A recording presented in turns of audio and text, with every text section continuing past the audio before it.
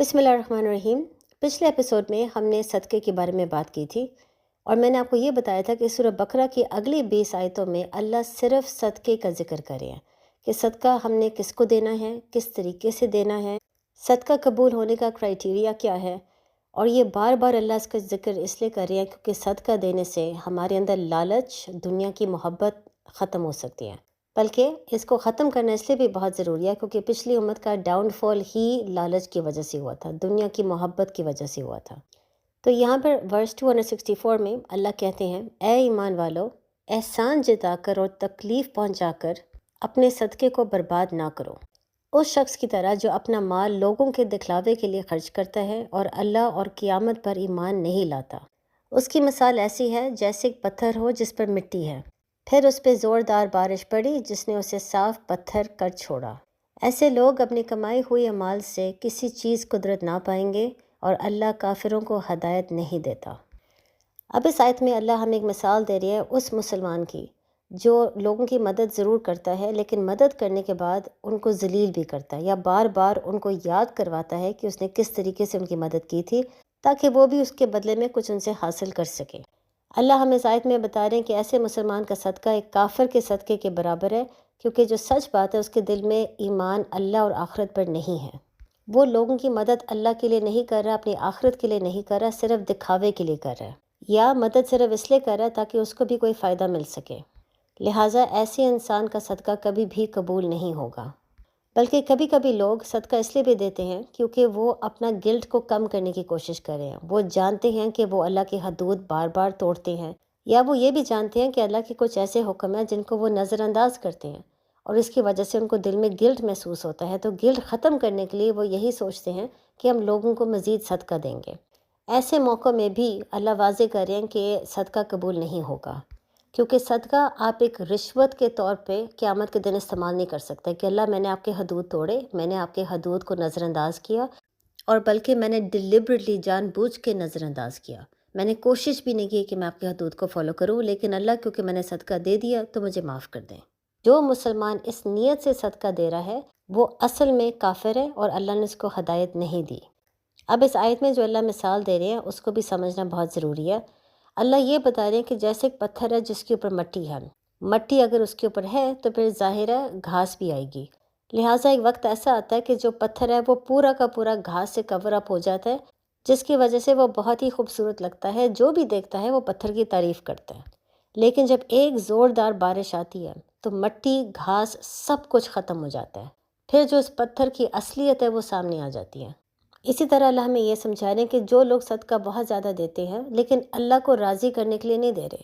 ان کی نیت کچھ اور ہے، وہ اللہ کو خوش نہیں کرنا چاہ رہے، وہ دنیا میں کچھ حاصل کرنے کی کوشش کر رہے ہیں۔ ایسے لوگ جب بہت زیادہ صدقہ دیتے ہیں تو ظاہر ہے لوگ ان کی تعریف کرتے ہیں، وہ ان کو بہت زیادہ اپریشیٹ کرتے ہیں اور دل میں یہی سوچتے ہیں کہ ایسے لوگ ضرور جنت میں جائیں گے کیونکہ ان کا دل کتنا خالص ہے، یہ کتنا زیادہ غریبوں کی مدد کرتے ہیں۔ لیکن جب زوردار بارش آتی ہے، یعنی ایک بہت بڑا امتحان آتا ہے، تو پھر ایسے لوگ فوراً اپنا ہاتھ روک لیتے ہیں، پھر وہ صدقہ نہیں دیتے، پھر وہ ڈپریشن میں چلے جاتے ہیں، شکایت کرتے ہیں اللہ سے کہ ہم نے آپ کی راہ میں اتنا زیادہ صدقہ دیا تو آپ نے ہمارے اوپر اتنا بڑا امتحان کیوں بھیجا۔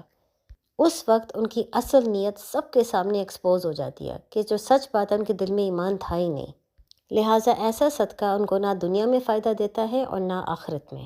کیونکہ صدقے کا جہاں پر مقصد یہ تھا کہ انسان کا دل خالص ہو جائے، انسان کے دل میں جو دنیا کی محبت ہے وہ ختم ہو جائے، ایسے لوگ کیونکہ دنیاوی فائدے کے لیے صدقہ دے رہے تھے، ان کے اندر بلکہ لالچ اور گریڈ بڑھتی جا رہی تھی، ان کے دل میں دنیا کی محبت مزید بڑھتی جا رہی تھی، صرف اس لیے کیونکہ ان کی نیت خالص نہیں تھی۔ لیکن اس کے بدلے میں جو مسلمان صدقہ دیتا ہے اور اس کی نیت صرف یہ ہے کہ وہ اللہ کی خوشی چاہتا ہے، اللہ کی رضامندی چاہتا ہے، اللہ اس کے لیے دنیا اور آخرت دونوں میں برکت ضرور ڈالیں گے۔ اب برکت کس کو کہتے ہیں؟ عموماً برکت کا مطلب ہوتا ہے بلیسنگز یا اللہ کی نعمتیں، اور اللہ اگلی آیتوں میں ہمیں سمجھا رہے ہیں کہ اللہ جب کسی انسان کو برکت دیتا ہے تو وہ 3 قسم کی ہو سکتے ہیں، یا اللہ آپ کو کوانٹٹی میں برکت دے گا، یا کوالٹی میں برکت دے گا، یا آپ کے پاس جو اعمال ہے اس کی اللہ حفاظت کرے گا، اس کو بھی برکت کہتے ہیں۔ اب کوانٹٹی میں برکت آنے کا مطلب ہے کہ جتنا انسان نے اللہ کی راہ میں خرچ کیا، اللہ نے اس سے زیادہ اس انسان کو واپس لوٹا دیا۔ یعنی اگر ایک انسان نے اللہ کی راہ میں $100 دے دیے تو اللہ نے بعد میں اس کو $500 واپس کر دیے۔ دوسرا طریقہ یہ ہو سکتا ہے کہ آپ کی برکت کوالٹی میں آ جائے۔ اس کا مطلب یہ ہے کہ ہو سکتا ہے انسان کے پاس اتنا ہی پیسہ ہو، لیکن اتنا ہی پیسہ ہونے کے باوجود اس کی خریداری کی طاقت بڑھ گئی ہے، یعنی اتنے ہی پیسوں میں وہ زیادہ چیزیں خرید سکتا ہے۔ یا یہ بھی ہو سکتا ہے کہ اس کے پیسے کم ہونا شروع ہو جائیں، لیکن خریداری کی طاقت اتنی زیادہ ہے کہ کم پیسے ہونے کے باوجود اس کا لیونگ سٹینڈرڈ اتنا ہی ہے۔ اس کو کہتے ہیں کوالٹی میں برکت۔ اور آخر میں یہ ہو سکتا ہے کہ اللہ انسان کی چیزوں کی حفاظت کرے۔ اب ان تینوں چیزوں کی مثال اللہ اگلی آیتوں میں سمجھا رہے ہیں۔ لہٰذا آیت 265 میں اللہ کہتے ہیں، اور جو لوگ اپنے مال اللہ کی خشنودگی چاہنے کے لیے اور اپنے دلوں کو ثابت قدمی رکھنے کے لیے خرچ کرتے ہیں، ان کی مثال اس باغ جیسی ہے جو کسی اونچی زمین پر ہو۔ اس پہ زوردار بارش پڑے تو وہ باغ دگنا پھل دیتا ہے، اور اگر زوردار بارش نہ پڑے تو ہلکی سی پھواری کافی ہے، اور اللہ تمہارے کام دیکھ رہا ہے۔ اب اس مثال کے ذریعے اللہ ہمیں یہ سمجھا رہے ہیں کہ جو سچا مسلمان ہے وہ یہ بات سمجھتا ہے کہ اللہ کے امتحان کے ذریعے وہ مزید اللہ کے قریب آ سکتا ہے، بلکہ اللہ کے امتحانوں میں خیر ہے۔ لہٰذا جب اللہ اس کے اوپر امتحان بھیجتا ہے تو وہ ہاتھ روکتا نہیں ہے، بلکہ مزید صدقے کے لیے اپنا ہاتھ پھیلاتا ہے۔ لہٰذا اس مثال میں اللہ ایک باغ کے بارے میں بات کر رہے ہیں جو بہت اونچا ہے اور اس میں بہت سے درخت، بہت سے پھل ہیں۔ اگر ایسے باغ کے اوپر بہت ہی ہلکی بارش ہو تو باغ ویسا کا ویسا ہی رہتا ہے، یعنی اس کو برکت ملتی ہے کوالٹی کے لحاظ سے، کیونکہ جو بہت ڈینس قسم کا باغ ہوگا جس میں بہت سے درخت ہیں، بہت سے پھل ہیں، اس باغ کو مینٹین کرنے کے لیے زیادہ بارش کی ضرورت ہے، زیادہ پانی کی ضرورت ہے۔ اگر بارش بہت کم ہے تو باغ کی کوالٹی بھی کم ہونی چاہیے، لیکن ہم یہ دیکھ سکتے ہیں کہ کم بارش ہونے کے باوجود باغ ویسے کا ویسے ہی ہے۔ لہٰذا اگر کم بارش سے مراد ہے چھوٹے امتحان جو انسان کی زندگی میں آ جاتے ہیں، جس کی وجہ سے اس کے پیسوں میں کمی آتی ہے، اللہ بتا رہے ہیں کہ ایک ایسا مسلمان جو پیسوں کی کمی ہونے کے باوجود اتنا ہی صدقہ نکالتا ہے، اس کو برکت ملے گی کوالٹی میں، یعنی اس کے پیسے کم ہو گئے ہیں لیکن اس کے لیونگ سٹینڈرڈ میں کوئی فرق نہیں پڑے گا، اس کی خریداری کی طاقت مزید بڑھنا شروع ہو جائے گی، بالکل ایسے ہی جیسے باغ کی کوالٹی کم نہیں ہوتی چاہے اس کو پانی بہت کم ملا ہو۔ اور پھر اللہ ہمیں یہ بھی بتا رہے ہیں کہ ایسے باغ کے اوپر جب بہت تیز قسم کی بارش آتی ہے تو وہ دگنا پھل دیتا ہے، یعنی جب ایک ایسے مسلمان کے اوپر بہت بڑی قسم کی آزمائشیں آتی ہیں تو اس سے کوئی فرق نہیں پڑتا، وہ پھر بھی صدقہ دیتا رہتا ہے۔ اب بڑی آزمائشوں سے کیا مراد ہے؟ ہو سکتا ہے اس کے پیسوں میں بہت زیادہ کمی ہو جاتی ہے، یا یہ بھی ہو سکتا ہے کہ پیسوں کے علاوہ اور بھی زندگی میں بہت سی پریشانیاں ہوں، لیکن بجائے اس کے کہ وہ ڈپریشن میں جائے یا اللہ سے شکایت کرے، وہ پھر بھی محنت کر کے باہر نکلتا ہے، غریبوں کو ڈھونڈتا ہے اور ان کی مدد کرتا ہے۔ لہٰذا کیونکہ اس کے دل میں لالچ ہے ہی نہیں، دنیا کی محبت ہے ہی نہیں، وہ جانتا ہے کہ صدقہ دینے سے اللہ اس کو لازماً واپس کرے گا، لہٰذا اس کی اتنی بڑی جہاد کرنے کی وجہ سے اللہ اس کو دگنا واپس کرتا ہے۔ اس کو کہتے ہیں برکہ کوانٹٹی میں، یعنی اس امتحان کے ذریعے جتنا بھی اس نے پیسہ لوز کیا یا جتنا بھی اس نے پیسہ خرچ کیا لوگوں کی مدد کرنے میں، اس سے دگنا اللہ اسے واپس کرے گا۔ بلکہ اس میں آپ ایک اور چیز دیکھ سکتے ہیں کہ اللہ بتا رہے ہیں چاہے بارش تیز ہو یا بہت ہلکی ہو، باغ بہت اونچی ہے۔ اب جب ایک باغ بہت اونچا ہوتا ہے اس کا کیا فائدہ ہے؟ وہ یہی ہے کہ اگر نیچے فلڈ بھی آ جائے، طوفان بھی آ جائے،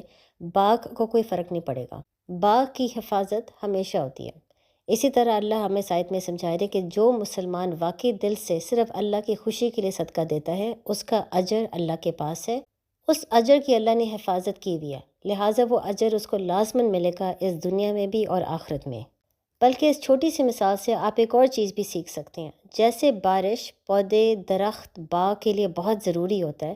اسی طرح اللہ ہمیں سمجھا رہے کہ امتحان چھوٹے ہو یا بڑے ہو، انسان کے لیے بہت ضروری ہوتا ہے، ہماری اسپریچول گروتھ کے لیے بہت ضروری ہوتا ہے۔ مثلاً اگر ایک باغ میں بالکل پانی نہ آئے، بارش بالکل نہ ہو، تو باغ آہستہ آہستہ ختم ہو جاتا ہے۔ اسی طرح اگر ہماری زندگی میں بالکل کسی قسم کے امتحان اللہ نہیں بھیجیں گے تو اسپریچولی ہم آہستہ آہستہ ختم ہونا شروع ہو جائیں گے، ہمارا تقوی لیول ختم ہوگا، اور پھر ہم صرف دنیا کی عبادت کریں گے، اور دنیا کی عبادت کرنے سے ہمیں ڈپریشن بھی مزید ملے گا، انگزائٹی بھی مزید ملے گی، یعنی دنیا اور آخرت دونوں برباد۔ لہٰذا آزمائشوں میں خیر ہے۔ آزمائش کا یہ نہیں مطلب کہ اللہ آپ سے ناراض ہے، آزمائش کا یہ مطلب ہے کہ اللہ آپ کو مزید برکت دینا چاہتے ہیں، اور بلکہ اس آزمائش کے ذریعے اللہ آپ کے ایمان کو بھی ایکسپوز کرنا چاہ رہے ہیں کیا آپ اس پتھر کی طرح ہیں جس پہ تھوڑی سی بارش پڑے گی تو وہ سب کچھ ختم ہو جائے گا، یا کیا آپ اس باغ کی طرح ہیں جو ہمیشہ اتنا ہی پھل دے گا یا دگنا پھل دینا شروع ہو جائے گا؟ پھر اللہ آیت 266 میں کہتے ہیں، کیا تم میں سے کوئی یہ پسند کرے گا کہ اس کے پاس کھجور اور انگوروں کا ایک باغ ہو جس کے نیچے ندیاں بہتی ہوں، اس کے لیے اس میں ہر قسم کے پھل ہوں، اور پھر اسے بڑھاپا آ جائے اور اس کے بچے ابھی کمزور ہوں، پھر ایک تیز ہوا آئے جس میں آگ ہو اور اس کے ذریعے اس کا باغ جل جائے؟ اللہ تم سے اسی طرح اپنی آیتیں کھول کر بیان کرتا ہے تاکہ تم غور و فکر کرو۔ اب جہاں پر اللہ نے اس سے پہلے ہمیں برکت کوالٹی اور کوانٹٹی میں سمجھا دیا تھا، یہاں پر اللہ ہمیں یہ سمجھا رہے ہیں کہ برکت آپ کی مال کی حفاظت میں بھی ہو سکتا ہے۔ یعنی اس مثال میں ایک ایسا آدمی ہے جو اپنی لالچ کی وجہ سے پوری زندگی صدقہ نہیں دیتا تھا، اس کو بلکہ دنیا سے اتنی محبت تھی کہ لالچ کی وجہ سے وہ صرف دنیا کے پیچھے بھاگتا تھا، دن رات وہ محنت صرف کرتا تھا اپنی مال اور دولت میں اضافہ کرنے کے لیے۔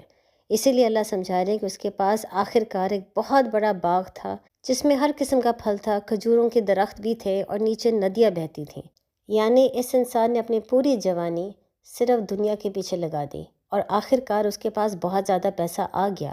لیکن جب یہ بوڑھا ہو گیا اور ابھی تک اس کے بچے جوان تھے، بچے اس قابل نہیں تھے کہ وہ نوکری کر کے پیسہ کما سکے، اچانک ایک تیز آندھی آئی، اس میں بہت گرم ہوا تھی اور سب کچھ اس کا اڑ گیا، پورا باغ اس کا ختم ہو گیا۔ یعنی پوری زندگی اس نے ہمیشہ اپنے مال اور دولت کی حفاظت کرنے کی کوشش کی اور اس کو بڑھانے کی کوشش کی، لیکن وہ یہ بھول گیا کہ رزق صرف اللہ کے ہاتھ میں ہے۔ اللہ جس کو چاہے دے سکتا ہے اور اللہ جس سے چاہے چھین سکتا ہے۔ یعنی اس انسان نے اس باغ میں بہت زیادہ محنت کی، لیکن کیونکہ وہ صدقہ نہیں نکالتا تھا، کیونکہ وہ اللہ کی راہ میں نہیں خرچ کرتا تھا، اس باغ میں برکت نہیں تھی۔ اللہ نے اس کی مال کی حفاظت نہیں کی اور ایک رات میں سب کچھ اڑ گیا۔ بلکہ ایسا انسان دنیا اور آخرت دونوں میں ناکام ہو جاتا ہے، کیونکہ پہلے وہ یہ سوچ رہا تھا جب وہ جوان تھا کہ وہ دنیا، کریئر، ان تمام چیزوں پہ بہت زیادہ جان لگائے گا تاکہ وہ کچھ بن سکے، کچھ پیسہ بنا سکے، اور ظاہرہ جب وہ بوڑھا ہو جائے گا، اس کے پاس بہت زیادہ پیسہ آ جائے گا، پھر وہ دین کو ٹائم دے گا۔ لیکن کیونکہ اس کے مال میں برکت نہیں تھی، اس لیے جب وہ سب کچھ اڑ گیا، اب وہ بڑھاپے میں بھی وہ دوبارہ دنیا کے پیچھے بھاگے گا، کیونکہ اب اس کے جوان بچے ہیں، بچوں کا کوئی کھانے پینے کا ذریعہ نہیں ہے، وہ نوکری نہیں کر سکتے، وہ بہت چھوٹے ہیں، اب اس کو دوبارہ دنیا کے پیچھے بھاگنا پڑے گا اور دوبارہ اس کے لیے دین کے لیے ٹائم نہیں ہے۔ بلکہ یہی چیز آپ کو حدیث میں بھی مل سکتی ہے کہ کوئی بھی انسان جنت میں نہیں جا سکتا جب تک وہ 5 سوالوں کا صحیح جواب نہ دے، اور ان 5 سوالوں کے ذریعے ہمیں یہ سمجھ آتا ہے کہ اپنی جوانی میں بھی اللہ کی راہ میں خرچ کرنا، اسلام کے لیے کچھ کرنا کتنا ضروری ہے۔ اور حدیث کے مطابق وہ 5 سوال کیا ہیں؟ سب سے پہلے یہ کہ انسان نے اپنی زندگی کس طریقے سے گزارا۔ دوسرا سوال یہ کہ خاص طور پہ جب وہ جوان تھا تب اس نے اپنی زندگی کس طریقے سے گزارا، یعنی جب اس کے پاس صحت بھی تھی، عقل بھی تھی، اس نے اس وقت اسلام کے لیے کیا کیا۔ تیسرا اسے پوچھا جائے گا جب اس نے مال کمایا تو کس ذریعے سے کمایا، کیا وہ مال حلال تھا یا نہیں۔ چوتھا اسے پوچھا جائے گا جب مال اس نے کمایا تو کن چیزوں پہ خرچ کیا۔ اور آخر میں اسے یہ پوچھا جائے گا جو علم اللہ نے اس کو دیا تھا اس نے کس طریقے سے اس علم کو استعمال کیا۔ لہٰذا یہاں پر جب اللہ نے برکت کے تینوں فارمز ہمیں سمجھا دیے ہیں، برکت کوالٹی میں، کوانٹٹی میں اور آپ کے مال کی حفاظت میں، اب اللہ آیت 267 میں کہہ رہے ہیں، اے ایمان والو، اپنی پاک کمائی میں سے اور اس میں سے جو ہم نے تمہارے لیے زمین سے نکالا ہے، اللہ کی راہ میں خرچ کرو، اور خرچ کرتے ہوئے خاص ناقص مال دینے کا ارادہ نہ کرو، حالانکہ اگر وہی تمہیں دیا جائے تو تم اسے چشم پوشی کیے بغیر قبول نہیں کرو گے، اور جان رکھو کہ اللہ بے پرواہ حمد کے لائق ہے۔ اب جہاں پر اللہ نے ہمیں برکت کے اتنے فائدے سنا دیے ہیں، اللہ اب ہمیں یہ سمجھا رہے ہیں کہ برکت کو حاصل کرنے کے لیے خرچ کرنے کا کرائیٹیریا کیا ہونا چاہیے۔ پہلے تو اللہ نے ہمیں یہ بتا دیا تھا کہ جب آپ خرچ کرو تو کسی کو ذلیل نہ کرو، اس کو بار بار یاد نہ کرواؤ، لیکن ساتھ ہی اب اللہ ہمیں یہ بتا رہے ہیں کہ جب آپ اپنی کوئی چیز کسی کو دیتے ہو تو ایسی چیز دو جو بہت اچھی حالت میں ہو، جس کی کوالٹی بہت اچھی ہو، کوئی ٹوٹی ہوئی خراب چیز کسی کو نہ دو جو اگر کوئی آپ کو دے تو آپ بھی کبھی اس چیز کو قبول نہ کریں۔ یعنی جب آپ کسی کو کوئی اچھا مال دیتے ہو تو اسی سے آپ کا دل مزید خالص ہو جاتا ہے، اسی سے دل میں دنیا کی محبت ختم ہو جاتی ہے۔ لیکن اگر آپ اچھی چیزیں صرف اپنے لیے رکھو گے اور جو چیز ڈیمیج ہو گئی ہے، خراب ہو گئی ہے یا بری ہو گئی ہے تب آپ کسی اور کو دو گے، اس سے پھر آپ کے اندر لالچ بلکہ مزید بڑھنا شروع ہو جائے گی، آپ کے اندر سیلفشنس آنا شروع ہو جائے گی۔ اور سب سے بڑی بات، جب آپ ایسی بری حالت میں کوئی چیز کسی کو دو گے تو اس کا مطلب ہے آپ نے جہاد تو بالکل نہیں کیا، آپ نے اچھی چیزیں اپنے لیے رکھی، اور جب اس کا پورا فائدہ حاصل کر لیا اور وہ چیز خراب ہو گئی پھر آپ نے کسی اور کو دیا۔ تو جب آپ نے صدقہ دیتے ہوئے کوئی جہاد ہی نہیں کیا تو پھر آپ کو اجر کیسے مل سکتا ہے؟ پھر اللہ آیت 268 میں کہتے ہیں، شیطان تمہیں محتاجی کا اندیشہ دلاتا ہے اور بے حیائی کا حکم دیتا ہے، اور اللہ تم سے اپنی طرف سے بخشش اور فضل کا وعدہ فرماتا ہے، اور اللہ وسعت والا، علم والا ہے۔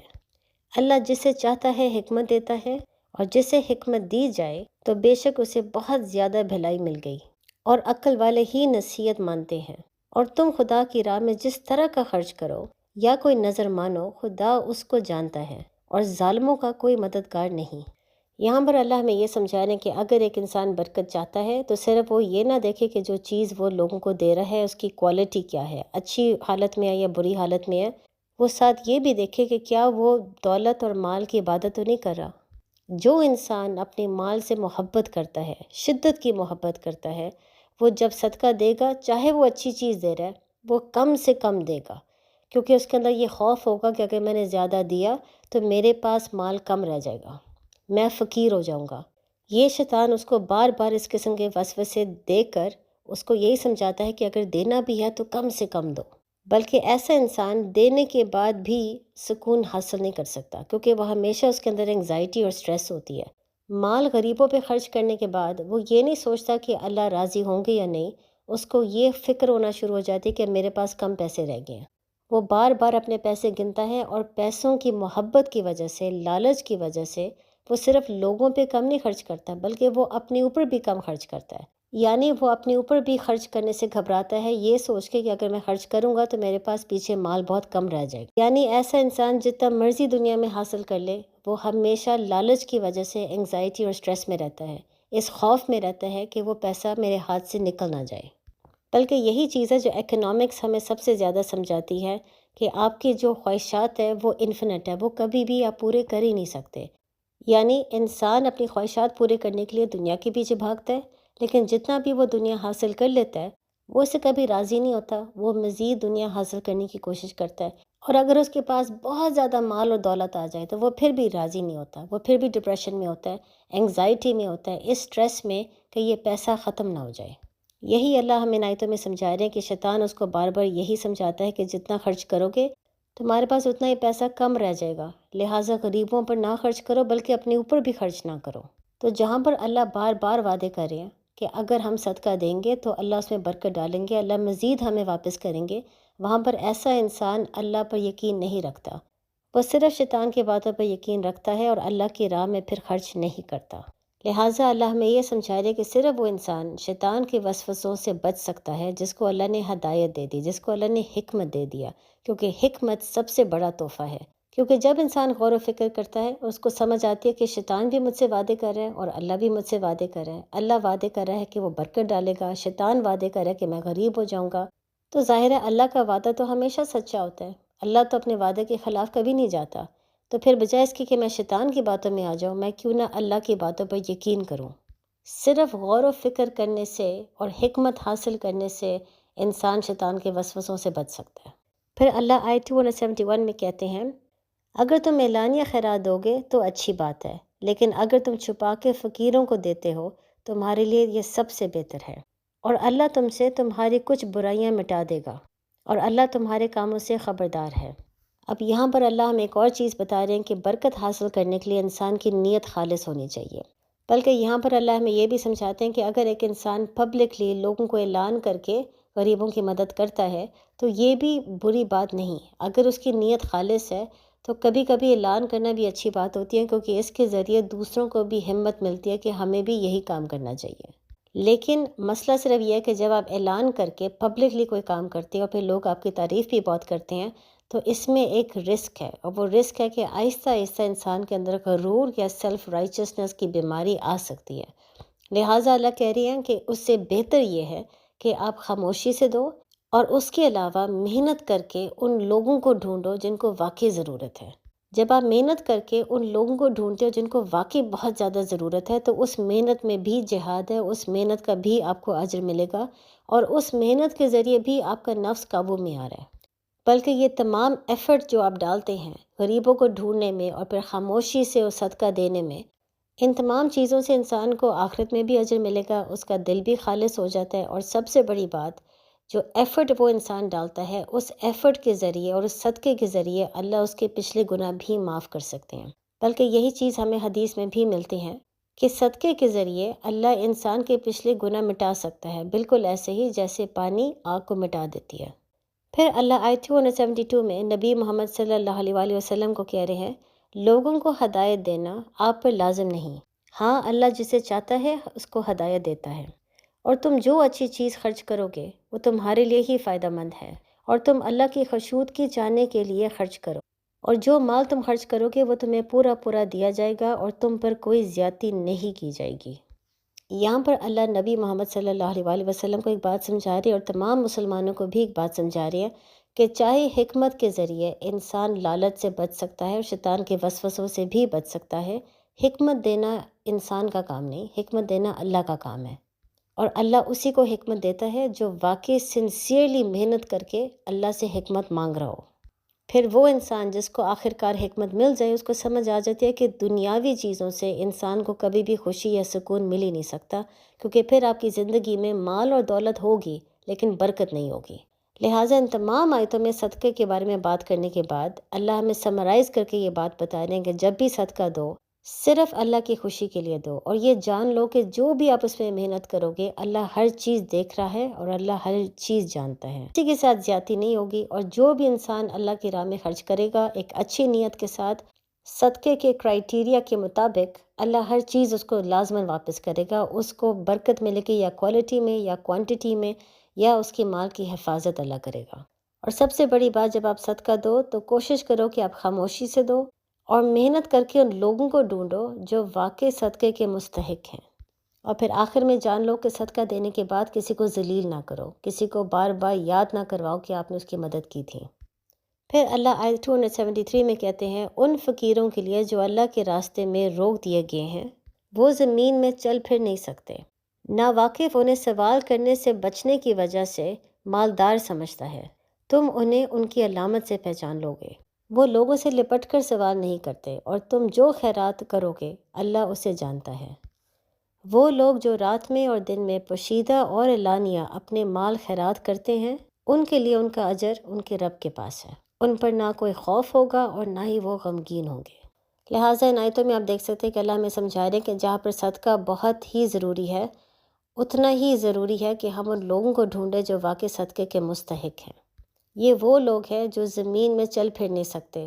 وہ جا کے نوکری نہیں کر سکتے، دنیا میں گھوم پھر کے رزق حاصل نہیں کر سکتے، کیونکہ ہو سکتا ہے وہ فزیکلی ڈسیبلڈ ہو سکتا ہے وہ ہینڈی کیپڈ ہو سکتا ہے ان کی کوئی اور بہت بڑی مجبوری ہو جس کی وجہ سے ان کے لیے گھر سے باہر نکلنا بہت مشکل ہو۔ اور اس کے علاوہ اللہ سمجھا رہے کہ یہ ایسے لوگ ہیں جو بھیک نہیں مانگتے،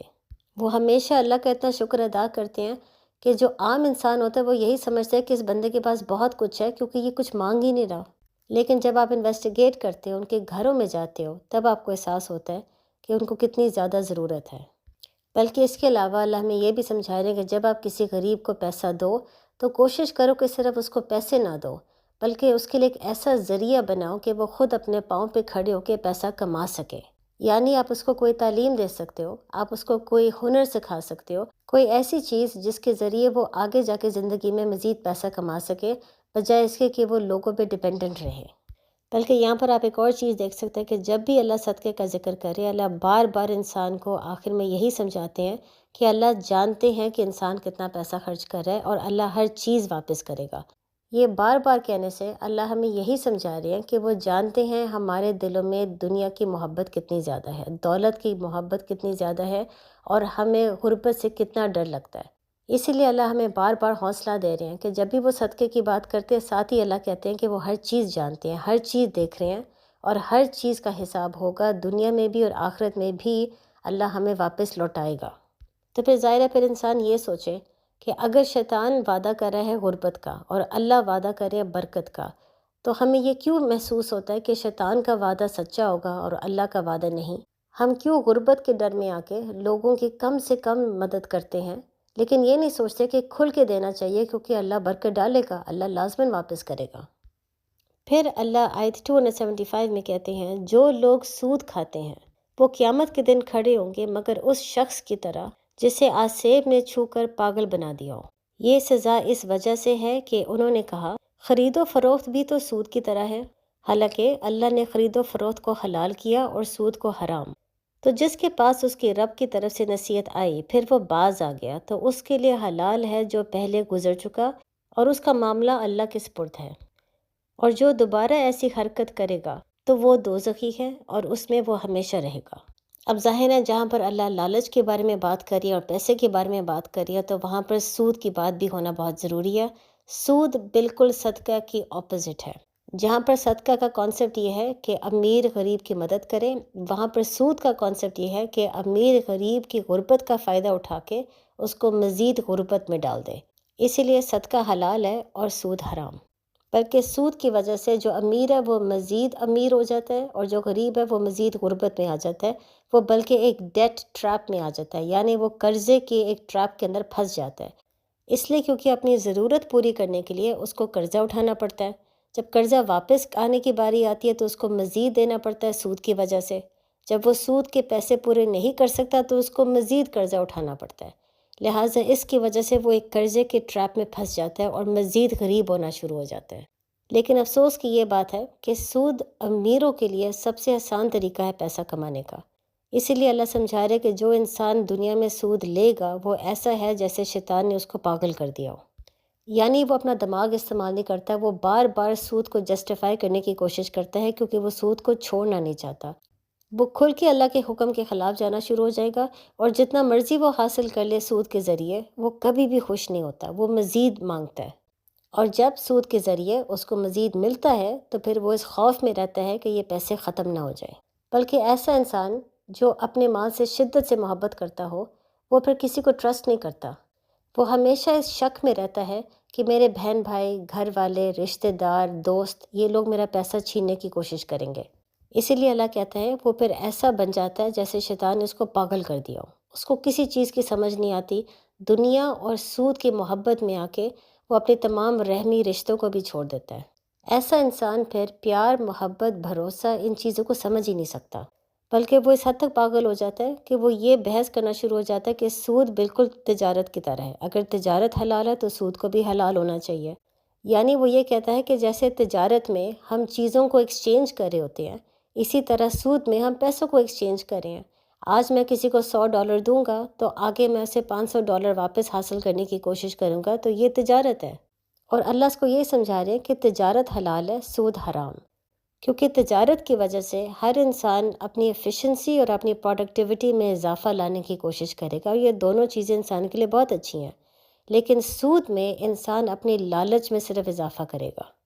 اس کے علاوہ تجارت میں دونوں پارٹیز کو فائدہ ملتا ہے، لیکن سود میں ایک پارٹی دوسری پارٹی کی کمزوری کا فائدہ اٹھانے کی کوشش کرتا ہے، لہٰذا ایک پارٹی کو نقصان ہوتا ہے اور ایک پارٹی کو فائدہ۔ اس لیے اللہ کہہ رہے ہیں کہ سود تجارت کی طرح نہیں ہے۔ لیکن ایسے لوگ، کیونکہ شیطان ان کو پاگل کر دیتا ہے، ان کو یہ بات سمجھ ہی نہیں آتی۔ ویسے دنیا میں بہت عقل مند ہوں گے، ان کے پاس بہت سی ڈگریز ہوں گی، لیکن یہاں پر آ کے ان کی بحث میں کوئی علم، کوئی حکمت نہیں ہوگی۔